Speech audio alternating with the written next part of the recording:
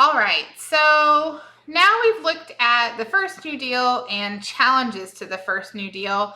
So let's look at how Roosevelt responds to those challenges by taking a gander at the second New Deal. So the second New Deal comes about largely because the Depression wasn't dealt with.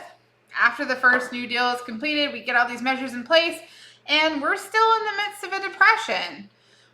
All of these challengers represent a fair amount of popular unrest to Roosevelt's programs and a desire for more. In 1934, the midterm elections, the Democrats make unprecedented gains in Congress, which gives Roosevelt the feeling that he can maybe press for a little bit more. And so we're going to take on now a second New Deal program. The aims of the second New Deal are going to center largely on economic security, a guarantee that Americans would be protected from poverty and unemployment. And so it will focus on redistributing wealth, redistributing income, and broadening purchase power. Now, the focus on broadening purchase power is largely due to the idea promoted by people like Huey Long and organizations like the Congress of Industrial Organizations that the lack of consumer demand is ultimately what caused the Depression. By 1935, more and more New Dealers concluded that measures should no longer be the focus, or rather be focused on business recovery, but instead on redistribution of national income. So the central initiatives of the second New Deal will first and foremost feature a tax on individual large fortunes and corporate profits. Congress will levy a highly publicized tax on these two things in direct response to Huey Long's Share Our Wealth program. We're also going to see the setup of the Rural Electrification Agency, which is going to take the idea of the TVA, which brought electrification to poor homes in the Tennessee River Valley, and expand it out to an even greater portion of the United States, bringing electricity to homes that lacked it across the nation. And in particular, electric power to farmers. We're also going to see a focus on soil conservation, so moving away from the Agricultural Adjustment Act, which was about artificially raising agricultural prices, and moving towards a program that focuses on better methods for farmers. So soil conservation and family farming as major promotions by the government, because we would never be able to achieve national prosperity, the argument went, while the standard of living for farmers lagged so far behind the rest of the nation. Now, benefits for non-landholders, again, like the Agricultural Adjustment Act, were limited, and ultimately the initiative failed to reverse the trend towards larger corporate farms and fewer farmers. More successful, though, were administrations like the WPA, the Works Progress Administration, which you can see one of their propaganda posters over here.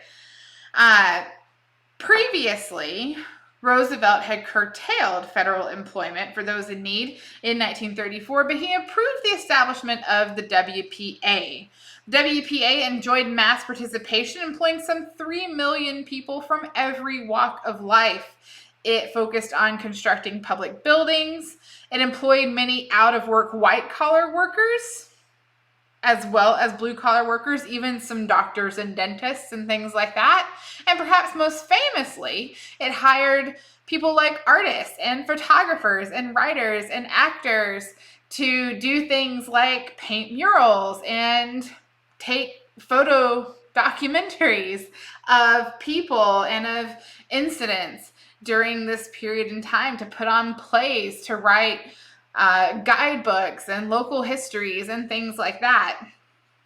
The WPA had a huge impact on national life and the infrastructure of the nation as well. Now, two key parts of the Second New Deal were the Wagner Act, or more formally, the National Labor Relations Act. This brought democracy to the workplace, empowering the National Labor Relations Board to supervise elections for union representation, and outlawed unfair labor practices like firing and blacklisting union organizers. The provisions included things like a right for workers to unionize, the creation of means for establishing union representation, and generally speaking, collective bargaining. Federal enforcement was also a part of this with the creation of the National Labor Relations Board. The American welfare state saw its creation with the addition of the Social Security Act. The Social Security Act is really the centerpiece of the Second New Deal, and it embodied Roosevelt's conviction that the government had a responsibility to ensure the material well-being of ordinary Americans. The provisions for the Social Security Act included unemployment insurance, old age pensions, and aid to the disabled, elderly, poor, and families with dependent children. None of these were original ideas. The Progressive Platform, in 1912, called for things like old age pensions and assistance to poor families, and many European countries had already adopted similar programs. Now, the key program that was old age pensions, essentially based on employment, was the central idea for how this would be funded. It relied on a system of taxes for employers and workers, and included a mix of national as well as local funding, control, and eligibility standards. Now, significantly, this is the launch of the American welfare state. The welfare state is a term that's ultimately coined in the UK during World War II, and it's intended to refer to a system of income assistance, health coverage, and social services. Now, in comparison with European versions, the American version of the welfare state is far more decentralized, and it has a little bit less coverage as well. Initially, the Social Security Act included health coverage, but that was dropped after opposition from the American Medical Association. And despite its flaws, it does represent a dramatic departure from the traditional functions of government.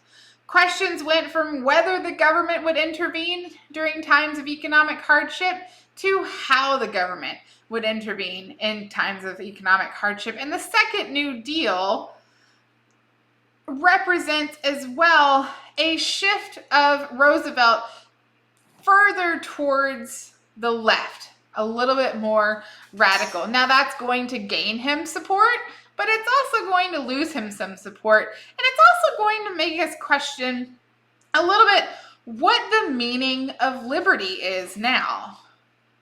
As we've gone through the textbook, the question of liberty and freedom and what that means to Americans has changed as we've gone through the various periods in American history. And with the New Deal, we are confronted with yet another change. And that's going to be the focus of our next video.